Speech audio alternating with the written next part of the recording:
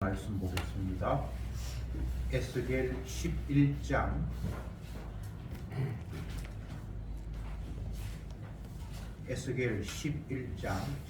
14절부터 마지막 절까지 읽어보겠습니다. 14절에 여호와의 말씀이 내게 임하여 가라사대 인자야, 예루살렘 거민이 너희 형제 곧 너희 형제와 친속과 이스라엘 온 족속을 향하여 이르기를 너희는 여호와께서 멀리 떠나라. 이 땅은 우리에게 주어 기업이 되게 하시는 것이라 하였나니 그런즉 너는 말하기를 주 여호와의 말씀에 내가 비록 그들을 멀리 이방인 가운데로 쫓고 멸방이 흩었으나 그들이 이런 멸방에서 내가 잠깐 그들에게 성소가 되리라 하셨다 하고 너는 또 말하기를 주 여호와의 말씀에 내가 너희를 만민 가운데서 모으며 너희를 흩은 열방 가운데서 모아내고 이스라엘 땅으로 너희에게 주리라 하셨다 하라. 그들이 그리로 가서 그 가운데 모든 미운 물건과 가증한 것을 제하여 버릴지라 내가 그들에게 일치한 마음을 주고 그 속에 새 신을 주며 그 몸에서 굳은 마음을 제하고 부드러운 마음을 주었어. 내 율례를 쫓으며 내 규례를 지켜 행하게 하리니 그들은 내 백성이 되고 나는 그들의 하나님이 되리라. 그러나 미운 것과 가증한 것을 마음으로 쫓는 자는 내가 그 행위대로 그 머리에 갚으리라. 나 주 여호와의 말이니라. 때에 그룹들이 날개를 드는데 바퀴도 그 곁에 있고 이스라엘 하나님 영광도 그 위에 덮였더니 여호와의 영광이 성읍 중에서부터 올라가서 성읍 동편 산에 머물고 주의 신이 나를 들어 하나님의 신의 이상 중에 데리고 갈대아에 있는 사로잡힌 자 중에 이르시더니 내가 보는 이상이 나를 떠난지라. 내가 사로잡힌 자들에게 여호와께서 내게 보이신 모든 일로 보하니라. 아멘. 성전 안에서 주께서 에스겔 선지자에게 이야기를 하고 또 하나님을 제대로 알지 못하는 사람들이 하는 이야기들을 들려주시고 그렇게 하면서 결국은 하나님이 다시 에스겔을 원래 있던 곳으로 데리고 와서 하나님 보여주신 것을 말하게 하고 이런 내용이 오늘 본문에 기록되어 있습니다. 하나님의 성전에 있는 25명의 방백들이 지난주에도 하나님의 말씀과는 정반대의 이야기를 했습니다. 이스라엘 백성들이 바벨론으로 포로 잡혀 가야 된다. 그리고 그곳에 가서 집 짓고 살아라. 70년이 지나야 너희들이 다시 돌아올 것이다. 이렇게 말씀을 하셨는데 남아있는 이들은 아니다. 우리가 거하는 이 성읍은 큰 못새와 같고 우리는 그 안에 놓여있는 고기처럼 안전하게 하나님이 우리를 지킬 것이다. 이런 이야기를 하면서 그곳에 가서 집 짓는 것 아직 때가 아니야 라고 하나님의 말씀과는 정반대의 이야기를 방백들이 성전에서 주고받았습니다. 오늘 말씀도 하나님의 뜻과 다른 이야기를 하고 있음을 본문이 우리에게 소개하고 있습니다. 이들이 하는 이야기가 예루살렘 거민이 지금 이제 남아있는 그들이 너희 형제들 저쪽에 끌려간 사람들에게 너희 형제와 친속과 이스라엘 온 족속을 향하여 이르기를 너희는 여호와에게서 멀리 떠나라. 이 땅은 우리에게 주신 기업이 되게 하신 것이라. 너희들은 하나님으로부터 멀리 떠나서 그냥 살아라. 하나님이 남은 우리에게 이 땅을 주셨다. 이렇게 말을 하면서 하나님의 뜻에 의해서 끌려간 그들을 너희들은 하나님을 멀리했다. 끝까지 우리가 이 지키는 우리가 하나님 앞에 순종하는 자다라는 식으로 방백들이 이야기를 했습니다. 이건 하나님 말씀과 정반대 이야기를 지금 하고 있는 거죠. 왜 이런 이야기를 하는가? 그 이유는 주의 신이 임하지 않았기 때문에 하나님의 언약의 관점에서 현 상황을 파악하는 것이 아니라 언약이 빠진 육의 관점에서 그냥 사태를 파악하기 때문에 그렇습니다. 언약이 없으면 육의 관점에서 보면 내 나라에 내가 살아남는 게 이게 복이지 끌려간 그게 복일 수가 없잖아요. 그래 끌려간 그 사람들은 하나님 앞에 등 돌렸으니까 그냥 끌려간 거고 우리 남아있는 우리들은 하나님 우리를 사랑하시니까 이곳에 있게 하셨다는 이런 이야기를 당연히 할 수밖에 없죠.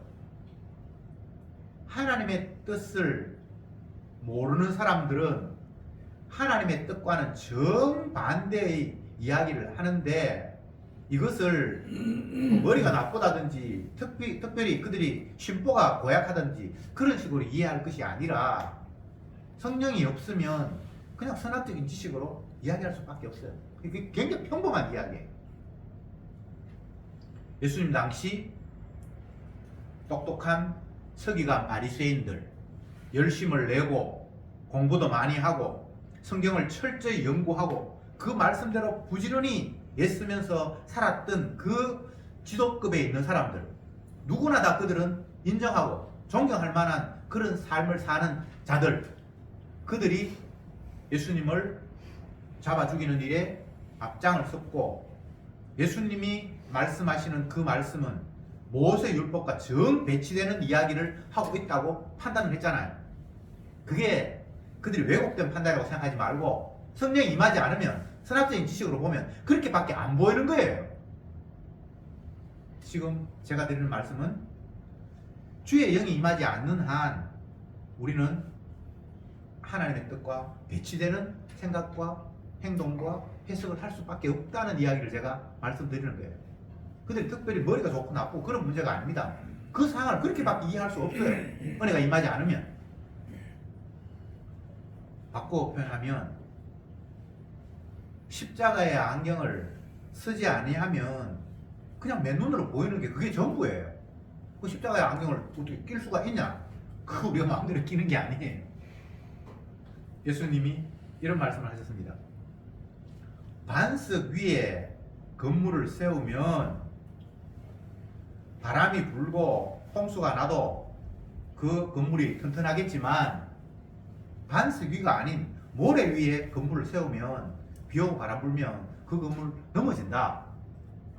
이 이야기는 그냥 우리가 들어도 다 아는 이야기잖아요. 기초가 든든해야지 그 위에 건물이 온전하게 서 있지.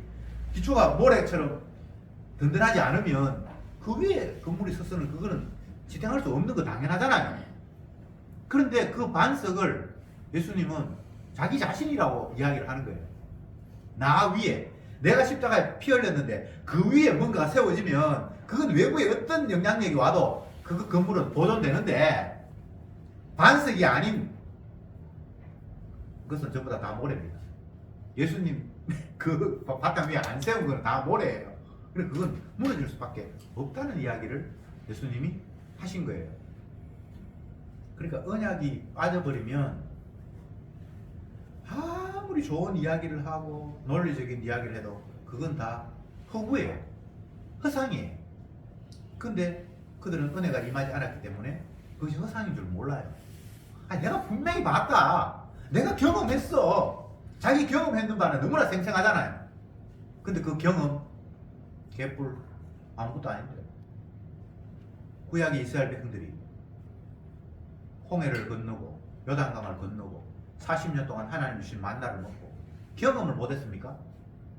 그 경험 아무것도 아니에요. 언약이 임하지 아니하면 주의 영이 임하지 아니하면 그들의 경험 내 진짜 그때 경험했다니까. 그러면 신약으로 넘어와서 예수님의 제자들이 성령 받기 전 그때 얼마나 많은 경험을 했습니까? 주의 능력으로 귀신도 쫓아내고 죽은 사람도 살리고 베드로 같은 사람 무리로 걷고 1인분 도시락이 5,000명을 먹고 남은 강줄이가 막 엄청나게 많고 주님의 능력을 경험했잖아요.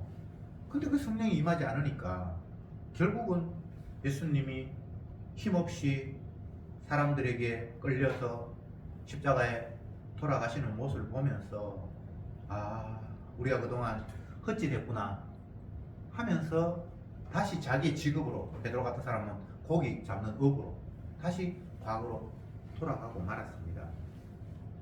그 성경에 기록된 내용들은 무엇을 우리에게 이야기하고 있습니까? 주의 은혜가 임하지 않으면 인간은 하나님을 이해할 수 없고 그냥 자기 판단이 옳은 대로 하면서 그 자기의 옳은 판단이 예수님을 죽이는 판단이다 라는 이야기를 성경은 하고 있는 거예요. 특별히 악해서 예수님을 죽이는 게 아닙니다. 성령이 임하지 않으니까 자기 안목으로 보니까 예수님은 이 땅에 없어져야 될 존재였어요. 내가 아는 성경 해석을 가지고는 예수님은 하나님의 아들 수가 없고 오히려 하나님을 모욕하는 그런 자였어요. 그래서 하나님을 모독하는 사람은 돌에 맞아 죽어야 되고 죽는 게 당연한 거예요.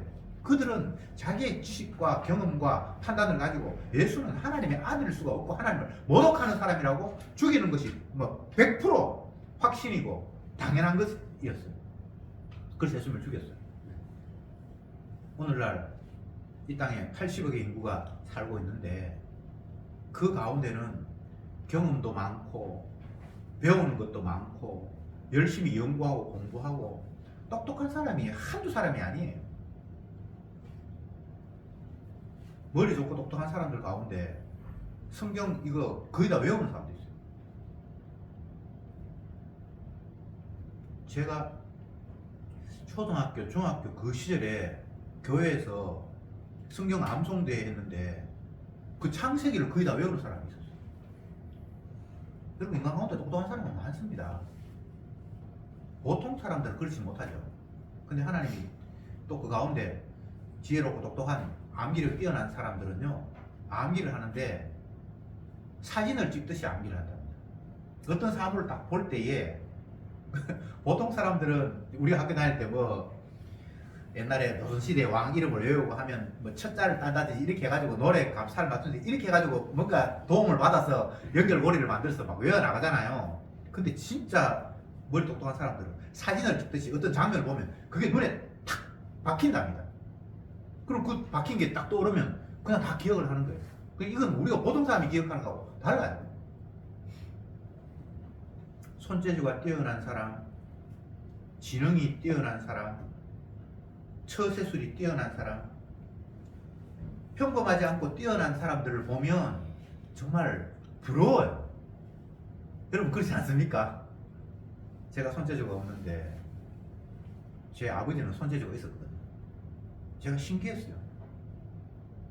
제 아버지는 집을 사가지고 자기 필요한 대로 집을 다 개조를 해요. 부엌 하나 더 달아내고 구들장 갈고 마루 내고 그런 걸 그냥 본인이 다 했어요. 병이 걸려서 40대에 폐병 걸려가지고 이제 죽을 날이 얼마 안 돼가지고 더 이상 안 된다고 해서 격리 그 폐병 환자가 전염이 너무 심하기 때문에 국가에서 그 전염 뭡니까 격리시키는 그런 시설이 있어요. 그쪽에 이제 가셨어요. 그래서 이제 당신은 이제 얼마 안 살면 돌아가십니다. 의사가 이제 선언을 하고 혹 가다가 가능성이 있을지 모르겠는데 한번 수술을 해보고 실패하든지 아니면 그냥 가시든지 하실래요? 그러니까 우리 아버지가 어차피 죽을 거 뭐 굳이 손댈 필요 없습니다. 그냥 죽을래요. 그렇게 이제 말씀을 하셔서 수술 안 하고 죽는 날을 기다렸는데 자기가 유물로 아들한테 남겨준다고 뭐 칼로 대패로 배를 만들었는데 얼마나 예쁘게 배를 만들어서 유리 안에 탁 담아놨는지 제가 깜짝 놀랐어요. 근데 그때 안 죽고 더 오래 한 30년 더 사시라고 돌아가셨어요. 제가 드리는 말씀은 어떤 말씀인가 하면 인간들 가운데도 보통 이상의 뛰어난 어떤 재주나 기억이나 능력이나 통솔력이나 이런 거 있는 사람이 많다는 이야기를 제가 하는 거예요. 그런데 그 능력과 지혜와 통솔력이 예수님을 알아보고 하나님의 말씀을 더 잘 이해할 수 있는 능력이 되느냐? 전혀 아니. 구약에 수많은 사람들이 하나님의 계시를 받은 에스겔을 말고 그 당시에 뭐 시드기야나 뭐 많은 사람들이 있을 거 아니에요. 근데 그들이 선지자가 하는 말과 정반대 이야기를 하면 이게 하나님의 뜻이라고 막 이야기하는 사람들이 멍청한 사람들 아니에요. 누구보다도 현명한데 이 상황을 다 판단해 보니까 저 선지자 말은 아니라는 거예요. 지금 이 에스겔로 이야기하면 여기 25명의 방백이 성전 안에서 뭔가 이야기를 주고받잖아요. 이 사람들 멍청한 사람 아닙니다. 자기의 판단력으로는 바벨론으로 포로 끌려간 사람들이 그 사람들이 재수 없는 사람이고 그 사람 믿음 없는 사람이에요. 끝까지 예루살렘에 지금 남아있는 자기들이 하나님을 잘 섬기는 사람이에요. 그리고 하나님의 성전이 아직도 여기 있는데 솔로몬에 의해서 하나님께서 성전을 짓게 하셨고 그리고 그 성전에서 하나님 앞에 기도하면 다 들어준다고 했었고 나는 너희들과 함께 한다는 상징으로 성경을 지으라고 말씀하셨기 때문에 성전이 있는 한은 하나님이 여기에 우리와 임마누엘 하신다는 게 그들의 틀림없는 신앙이었어요. 이들 지금 멍청한 사람 아닙니다. 그런데 그게 주님의 영을 받지 않은 자기의 판단과 경험과 상식을 가지고 이야기를 하니까 그게 하나님의 뜻과 정반대되는 이야기를 하고 있는 거예요. 그럼 에스겔은 이걸 봤다. 이건 주의 신이 임해서 그냥 본 거지. 지 안목 아닙니다. 예. 성경을 제대로 해석하고 반석을 십자가로 바라보고 십자가 위에서 모든 걸 세운다라는 이런 이야기들이 성경에 있지만 이게 은혜가 아닌 주의 영이 임하지 않는 한은 또 다른 엉뚱한 해석으로 흘러가 버릴 수밖에 없습니다. 그래서 주의 신이 임했다 라는 이 이야기는 주의 신이 임하지 않으면 다 너희들은 엉터리다. 그리고 사람으로서는 할 수 없다. 주의 신이 임했다는 말은 이게 더 이상 사람의 능력이 아니잖아요. 자기의 안목이 아니잖아요. 주님의 안목이잖아요. 십자가의 안경이 그게 뒤집어 씌워진 거잖아요. 그러니까 십자가를 통해서 그냥 모든 걸 바라볼 수 있잖아요. 주님이 임하지 않으면 십자가 안경 없으면 지 눈으로 맨눈으로 밖에 못 보는데 맨눈으로 봐가지고는 이게 안 보이는 거예요. 주님이 에스겔에게 일러서 말씀하시기를 이 25명의 방백들이 하는 이야기가 먼 나라로 끌려간 거는 믿음 없어서 주님이 버렸고 아직 남아있는 우리는 끝까지 힘들지만 나라를 지키니까 우리는 복받은 사람이라고 하는데 주께서 반대로 이야기합니다. 어떻게 이야기합니까? 16절에 그런즉 너는 말하기를 주 여호와의 말씀에 내가 비록 그들을 멀리 이방인 가운데 쫓아주고 열방에 흩었으나 그들이 이방 열방에서 이런 열방에서 내가 잠깐 그들에게 성소가 되리라 하셨고 희한한 말씀합니다. 이방에 끌려가는데 주님께서 그곳에서 자기가 성소가 되겠대요. 이스라엘 백성들 지금 여기 예루살렘 성전이 아직 있으니까 우리가 이게 살아남으면 하나님 함께 하시겠다. 지금 25명의 방백은 성전 안에서 지금 하고 있는 이야기잖아요. 이 신앙이 대단한 사람입니다. 성전에서 주님이 여기에 함께 계시겠다고 말씀하셨으니까 우리는 하나님이 함께 하시는 것이고 끌려간 저들은 다 저주받은 사람이다. 이렇게 하는데 주님이 말씀하시기를 반대로 이야기하네. 비록 그들이 끌려갔지만 이방에 끌려갔지만 내가 그곳에서 잠깐 성소가 되겠다. 주님이 그곳에 성소가 되면 이쪽 성소는 뭡니까? 그냥 건물이지. 허상이지. 아무것도 아닌 거예요. 그러니까 이런 안목이 인간에게서는 있을 수 없고 주의 영이 임하니까 주님께서 말씀하시니까 에스겔이 아 그렇구나라고 아는 거란 말이죠. 여러분 상식적으로 내가 내 나라에 사는 게 이 복이라고 하지 포로 잡혀서 끌려간 사람을 그곳에서 복되다라고 이야기할 사람이 누가 있겠습니까? 지금 방백들이 멍청하다, 바보스럽다, 상황을 제대로 판단하지 못했다라는 이야기를 하고 있는 게 아니에요. 그들은 제대로 판단했어요. 근데 그 판단이 성령이 임하지 않았기 때문에 십자가의 안경이 그들에게 씌워지지 않았기 때문에 주님과는 정반대 이야기를 하고 있는 겁니다. 오늘날 땅에 수많은 사람이 살고 있는데 똑똑한 사람들, 훌륭한 사람들, 남들에게 귀감이 되는 사람들, 많은 경험을 한 사람들 그걸 바탕으로 해가 이게 진리입니다, 이게 옳습니다라고 막 이야기하잖아요.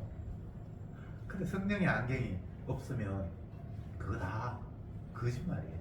거짓말 하고 싶어서 거짓말이 아니고 그게 그냥 모래 위에 세운 건물이에요. 누가 모래 위에 건물을 세우기를 원하겠습니까? 누가 틀린 것을 가지고 참이라고 우기고 싶겠습니까? 다 참을 알기를 원하잖아요. 옳은 거, 진실한 거, 거짓말 말고 제대로 된 거, 그걸 누구나 추구하는데 추구한다고 해서 주어질 수 있는 게 아니에요.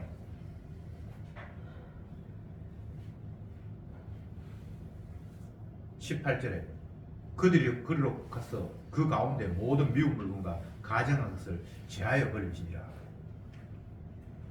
미운 물건, 가증한 것을 제한다, 우상을 철거한다, 이런 의미인데 어쨌든 끌려간 사람들이 뭔가 지금 하나님의 뜻대로 움직이는 모습이에요. 남아있는 사람들이 아니고 19절에 내가 그들에게 일치한 마음을 주고 그 속에 새 신을 주며 그 몸에서 굳은 마음을 제하고 부드러운 마음을 주어서 새롭게 주님께서 그들에게 신을 주어서 딱딱하고 교만하고 그런 것들을 다 바꾸어서 부드럽고 겸손한 마음으로 주님께서 바꾸시겠다라고 말씀하셨습니다. 그러면 이 이야기는 지금 예루살렘에 남아있는 성전 안에 있는 이런 사람들에게 주님께서 하신 말씀이 아니고 저쪽 끌려간 사람들에게 주님께서 그렇게 하시겠다는 거예요. 지금 하나님의 복이 예루살렘에 있습니까? 바벨론 포로로 끌려간 그곳에 있습니까? 주님이 성전도 그곳에 있다고 그러고 그들에게 새 신을 주겠다 그러고 그들의 악한 마음을 부수어서 부드러운 마음 주겠다 그러고 이 지금 저쪽에 이방에 끌려간 사람들에게 주님께서 하시는 말씀입니다. 20절에 내 율례를 좇으며 내 규례를 지켜 행하게 하리니 그들은 내 백성이 되고 나는 그들의 하나님이 되리라. 정말 정반대로 지금 이야기를 하고 있는 거예요. 여러분, 인간의 지혜 그거 지혜 아닙니다. 사람의 경험 그거 아무것도 아니에요. 내가 안다고 확신하는 거 그거 그냥 헛방이에요. 주님이 알게 하시면 그게 아는 거예요. 사도행전에 보면 베드로가 이방인의 집에 찾아가서 복음을 전하는데 유대인들이 욕을 하죠. 하나님의 사람이 어떻게 이방인과 함께 먹을 수 있냐. 그때 베드로가 하는 이야기가 나도 너희처럼 그렇게 생각했다. 그런데 하나님께서 나에게 계시를 주셨는데 하늘에서 뭔가 상자가 뭐 이렇게 쟁반 같은 게 줄로 내려오는데 보니까 부정한 음식이 가득 담겨 있는데 하나님 내게 먹으라고 했어. 아, 주님, 나는 이 하나님의 백성으로서 이런 것 한 번도 먹은 적이 없습니다. 그래서 그냥 쓱 올라가 버리고 그게 끝난 줄 알았는데 또 내려와가지고 또 먹으라 그래가지고 하나님 못 먹습니다 그랬는데 또 올라갔더니 또 세 번째로 내려 와가지고 또 못 먹는다고 거절을 했는데 그러다 보니까 그게 꿈이었는데 이방인이 찾아와서 우리 집에 와서 복음을 좀 전해달라. 그렇게 해서 내가 깨달았다는 거예요. 하나님이 먹으라고 하고 하나님이 거룩하다 했는데 내가 내 상식으로 먹으면 안 된다고 하는 이게 생각이 잘못됐구나 싶어서 내가 그곳에 가서 복음을 전했더만 성령이 임해서 그들이 예수님을 찬양하더라. 그들은 그들 나름대로 이건 해야 돼, 이건 하지 말아야 돼. 그 근거를 하나님의 말씀에 바탕을 두고, 그죠? 신앙생활 잘한다고 한단 말이죠. 근데 주님의 새로운 계시가 오버리니까 그 안에서 다 무너져버려요. 이방인에게 복음이 전파된다? 그건 원래 구약에 없던 이야기예요. 이스라엘에게 구원이 있지 이방인에게 무슨 구원이 있습니까? 그러니까 이방인에 가서 복음을 잘 생각도 안 했어요. 근데 이방인이 성령을 받아요. 그러니까 나중에 알았던 개념들이 아, 주님이 이스라엘이라고 하는 것이 혈통적인 이스라엘이 아니라 주님의 피로 세운 새 생명이 이스라엘이구나. 하나하나 이제 자기 알던 것들이 부서지고 무너지고 바뀌어지고 변화가 일어나는 거예요. 국가 이스라엘이 이스라엘이 아니에요. 하나님의 나라가 국가 이스라엘 자기 나라에 임해서 여기서 악이 제거되고 여기가 천국이 이루어지는 게 아니에요. 근데 그들은 그렇게 생각을 했어요. 이곳 이 가나안 땅 하나님 약속하신 아브라함이 약속하신 이 땅 주님의 나라가 임하심이 지금 이때니까 지금 여기가 천국 됩니까? 그들의 기대는 계속해서 자기 그 사람이 그냥 무식하게 마음대로 이야기하는 게 아니고 성경을 근거로 했어. 그들은 지금 살고 있는 땅이 하나님 약속한 가나안 땅이잖아요. 그 이 땅이 하나님의 아들이 임해서 이제 악이 제거되고 이게 천국이 이루어질 것이라고 그들은 철떡같이 기대를 했는데 그게 아니고 주님이 말씀하신 성전 그것이 진짜 하나님이 영원히 함께할 부서지지 않을 건물이라고 생각했는데 그것도 아니었고 아 성전은 주님의 몸을 이야기하는구나. 주님의 몸은 십자가에 부서짐으로 말미암아 새롭게 부활하신 몸이 영원한 몸이구나. 이제 하나하나 그들의 상식과 지식이 부서지면서 새롭게 만들어지기 시작을 합니다. 근데 이 새로움이 어느 시점에 머물까요? 아니에요. 세상 끝날까지 계속 주님 우리에게 새로운 걸 주실 거예요. 또 내가 알았던 게 또 헛방이었고 또 새롭게 인도하시고 주님 이렇게 말씀하십니다. 내가 곧 길이요 진리요 생명이니 나로 말미암지 않고는 아버지께로 갈 자가 없느니라. 이 말을 쉽게 이야기하면 아버지 하나님 천국으로 가는 길은 나라는 통로를 통하지 않으면 갈 수 없다는 거예요. 다른 길은 없다는 거예요. 나로 말미암지 않고는, 물론 그게 예수님의 십자가의 죽음을 통해서 천국 간다는 이야기인데, 길이 하나밖에 없어요. 예수님이라는 길을 통과해야만 하늘나라의 아버지께로 갈 수 있는 유일한 길이에요. 그 사람들은 그렇게 생각하지 않죠. 율법 지키고 말씀에 순종하고 주님 앞에 열심히 살면 당연히 천국 가고, 특히 이스라엘 백성들 택한 우리는 천국은 따놓은 당상이라고 생각을 했겠죠. 근데 주님이 그 생각을 가지고 있는 그들에게 너 애비는 마귀다, 너희 나라는 마귀의 나라, 네가 그 지옥 갈 놈들이다라고 이렇게 이야기를 해버린단 말이죠. 얼마나 화가 나겠습니까? 예수님 죽일만 하죠. 우리는 예수님 십자가에 지셨다는 이야기를 너무 근성근성으로 그냥 넘기는 경향이 있는데, 자세히 보면요, 정말 예수님을 죽이지 않으면 안 되는 그런 상황이 인간에게 이르렀어요. 그들이 너무나 소중하게 생각하는 그 성전을 예수님이 가서 상을 뒤엎고 난장판을 지게요. 거룩한 곳을.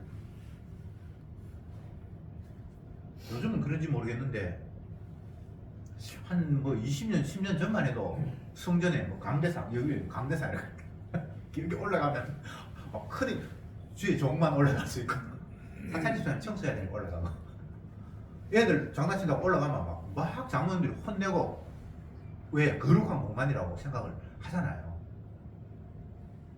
그러니까 20년 전에, 10년 전만 해도 우리가 그렇게 생각했는데, 예수님 당시의 성전을 얼마나 거룩한 곳으로 생각을 했겠습니까?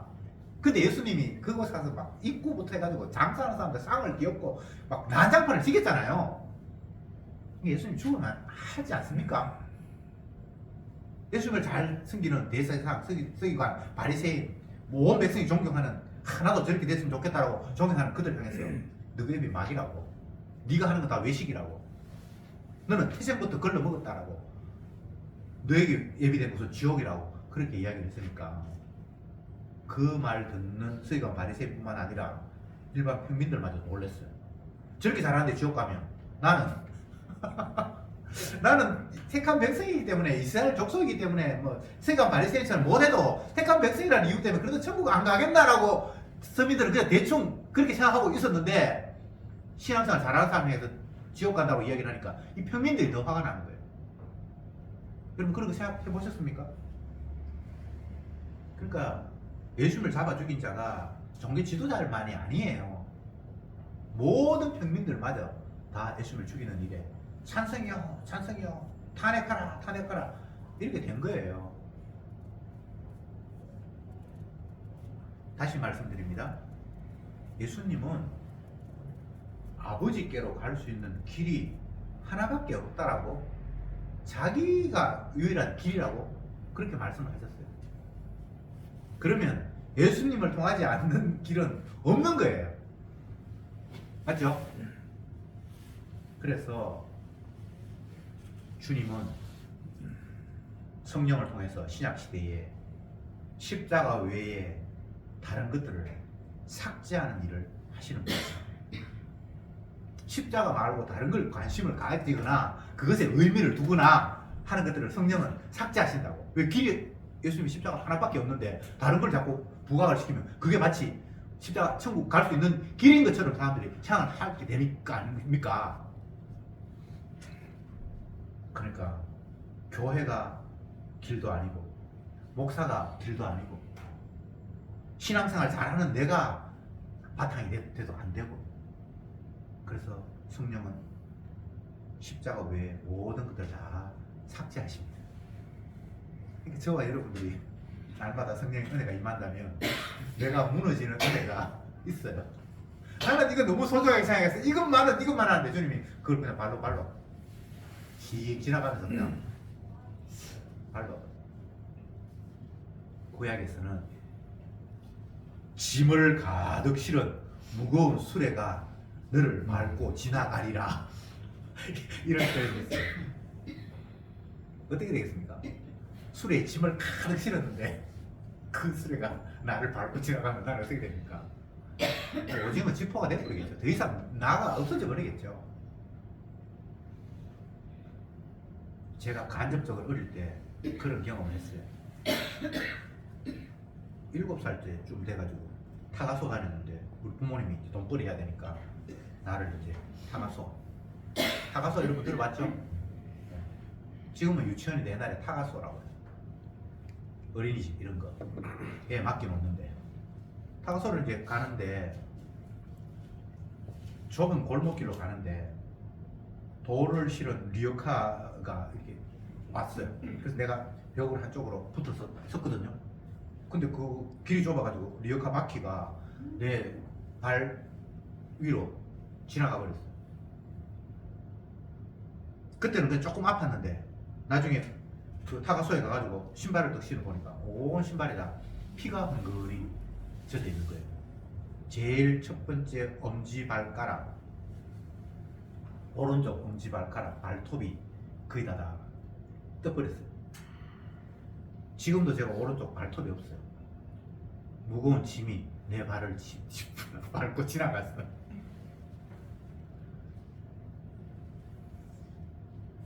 주님은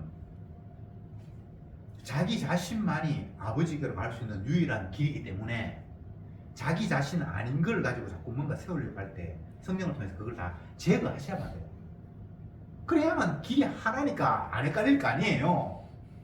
그러니까 그 작업 중에 반드시 내가 지워지는 작업이 있어요. 우리는 자꾸 내 행동, 의미, 내가 굉장히 중요하잖아요. 내가 중요한 게 아니에요. 예수님이 중요하잖아요. 그러니까 나를 지우는 일이 성령 안에서 있어요. 그래서 다윗 같은 사람은 우리 아이 아들 보면서 주님 박살 내고, 모세 같은 사람은 안석을 가리키려고 했는데 화가 나서 쳐서 너 가나다 아니 못 들어갔다 그러고. 이게 은혜예요. 자기가 지워지지 않으면 지가 길인 줄 알아요. 지 행한 일이 마치 하나님 앞에 복받을 만한 근거가 있는 것처럼 그걸 고이고이 간직해요. 어떤 목사가 입만 열면 자랑하는 중에 하나가 자기가 40일 금식 기도를 3번이나 했대요. 이 대단한 일은 대단한 일이에요. 40일 굶는 거예요. 여러분 그거 쉽지 않습니다. 그걸 3번이나 했으니까 그거 막 설교 시간마다 이야기하고 어디가 뭐 설교 초청 받으면 그 이야기하고. 근데 주님이 그걸 안 지워주시는 것 같아요. 그 사람은 지워주셔야 되는데 그거 아무것도 아닌데. 지금은 고인이 되었습니다만 아마존 지역에 가서 30년 동안 그 미개하게 못 사는 그 지역에서 복음을 전했던 어떤 그 목사님 사모님 선교사가 있습니다. 남편도 선교사고 자기도 선교사고. 근데 그 사람이 어떻게 그 십자가 마을에 홈페이지에 접속을 해가지고 아마 설교를 들었던가 봐요. 그래가지고 야 내가 그동안 이렇게 열심히 했던 것들이 이게 뭔가 이게 지금 제대로 된 게 아니다라는 생각을 했던가 봐요. 그래서 일이 있어서 이제 한국에 귀국해가지고는 자기가 사는 서울에 안 가고 그 설교했던 그 이거는 목사님 대구의 교회를 찾아갔어요. 그래서 설교를 듣고 그 자기를 소개하면서 제가 그 30년 전에 아마존에 복음 전하기 위해서 가서 지금까지 그냥 그렇게 힘들게 원주민들과 같이 그렇게 살았습니다. 라고 이제 자기 자신을 소개를 했대. 그러니까 이 목사님이 하시는 이야기가 그거 다 헛짓입니다. 그렇게 대놓고 이야기를 하셨대요. 근데 너무나 놀라운 게 그 선교사가 맞습니다. 내가 그동안 한 것들이 헛짓입니다. 라고 그렇게 고백을 했다는 거죠. 그러고는 그 사람이 암이 걸려서 뭐 오래 못 살고 그냥 죽어버렸어요. 죽기 전에 이제 자기가 가진 재산 일부를 가지고 그 우리 교회 앰프 뭐 시설 같은 거 날아갔다고 그것도 교체하고 뭐 어쨌든 나름대로 뭔가 했답니다. 주님 왜 내가 했는 일은 다 의미 없는 일이고 헛된 일입니까? 라고 충분히 반항하거나 물을 수 있어야 되잖아요. 근데 주님의 은혜가 오니까 헛된 일이라고 그냥 맞습니다 라고 이렇게 고백하는 거예요. 그건 주님께서 하신 일이겠죠.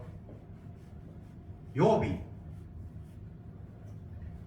몸이 병들거나 아들이 죽거나 하기 전에 그는 대단한 사람이었어요. 그 지역에서 가장 갑부였고 그 아들 10명, 아들 딸 뭐 10남매도 다 남들 앞에 칭찬 들을 만한 어디 가도 훌륭합니다. 아이고 아버지 잘 만나고 애들이 참 똑똑하네요. 다 그렇게 칭찬하면서 그렇게 살았어요. 본인 스스로도 때가 되면 하나님 앞에 제사도 드리고 아들 생일 되면 혹시 아들이 범죄인가 싶어서 하나님 앞에 속죄제 드리고 누가 봐도 자타가 다 공인할 신앙인이었어요. 그렇죠, 그죠? 그리고 신앙생활 잘하니까 더 복을 받았고 그랬는데 난데없이 주님이 주는 고난 앞에 아들, 딸 10명 다 죽어버리고 본인은 완전히 만신창이가 돼서 자기 스스로 내가 나를 어떻게 가눌 수 없을 만큼 그야말로 무거운 수레가 욥을 밟고 지나가버린 그런 사태가 발생해버렸어요. 그런데도 초반에는 깨닫지 못했어요. 왜 내가 이런 일을 당해야 되는지. 난 그래도 나름대로 한다고 했는데 친구들과의 서로 다툼과 대화 속에서 보면 욥이 너무나 화가 나 있어요. 내가 니보다 신앙생활 훨씬 잘했을 것 같은데 너는 아직도 이렇게 멀쩡하고 나는 이렇게 찌그러지고 내가 이거 진짜 도저히 이해가 안 된다. 내가 죽어서라도 하나님 만나면 반드시 따져봐야 되겠다라고 막 분노를 하면서 친구들이 비난하는 것에 대해서 막 다 죽어가면서 자기 자존심 살아서 막 화를 내는 장면이 성경에 길게 나와 있어요. 근데 나중에 주님께서 직접 나타나셔서 한마디 한마디 그에게 주실 때에 욥아 천지 만물을 지을 때 혹시 네가 하나님 이렇게 지으면 아름답겠습니다라고 네가 나한테 혼수 둔 적이 있냐? 아니 그런 적이 없습니다. 그래 바다에 어종이 고기가 수없이 많은데 그들이 혹시 그것도 고기 중에 누가 오늘 밥을 못 먹어서 식량이 없어서 배고프지 않을까라고 혹시 네가 한번 생각해 본 적이 있냐? 아니요. 주님이 쫙 이야기를 하고 있는데 내가 아는 게 너무나 범위가 좁은 거예요. 내가 맞다고 생각하는 게 너무나 좁은 거예요. 주님이 말씀하신 범위를 이야기하니까 자기는 그걸 한번 생각도 해본 적이 없네. 그러면서 주님께서 내가 너를 보살폈고 인도했기 때문에 네가 살았지 네 행동 잘해서 이때까지 산 게 아니야. 제사 드려, 네 친구들 위해서 제사 드려, 희생 제물을 드려. 그러면 그 친구들이 용서받을 거야. 그 이야기를 듣고 그는 더 이상 입을 다물었다라고 성경이 있어요. 할 말을 잃어버린대요. 왜? 제대로 주님을 이제 알았기 때문에. 십자가의 안경이 이제 그제서야 딱 끼워졌기 때문에 이제 더 이상 안경이 없을 때 자기 상식으로 막 이야기했던 게 너무나 부끄러워서 주님 내 입 다물래요. 왜? 안경 끼고 보니까 자기가 했던 게 다 엉터리. 주님의 희생 때문에 자기가 지금까지 살아왔는데 지는 지가 열심히 해서 살아간 것처럼 그렇게 착각을 했다 이 말입니다. 우리는 어떤 경우에도 내 힘으로 살 수 없는 존재입니다.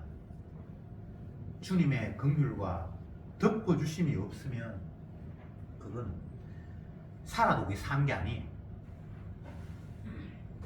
그 죄가 사함을 받고 그 허물이 가림을 받을 때만 그를 살았다라고 이야기하는 거예요. 그것이 없이 그냥 지금 밥 먹고 움직이는 거 그거는 그냥 모래 위에 뭐가 하나 지금 덜렁 있는 거예요. 그거 언제 부서질지 몰라요. 그 건물이 아니에요. 그걸 주님이 죽었다고 이야기하는 거예요. 오직 주님의 십자가 반석 위에 무언가 하나 세워져 있을 때 그것이 주님이 세우신 것이고 그것이 주님과 함께 영원할 거예요. 기도합시다. 주님, 오늘 이 시간도 말씀을 통해서 우리의 모든 것들이 그것이 경험이 되었건 지식이 되었건 열정이 되었건 그것은 아버지께로 갈 수 있는 길이 아니라는 사실을 깨닫게 하시니 참으로 감사합니다. 사람으로서는 할 수 없으되가 날마다 우리의 삶의 현장 속에서 고백되어지게 하시고 예수님만이 유일한 길이라는 사실을 깨달으면서 주님의 그 피 흘리심만 바라보며 자랑하게 하옵소서. 예수님의 이름으로 기도드리옵나이다. 아멘.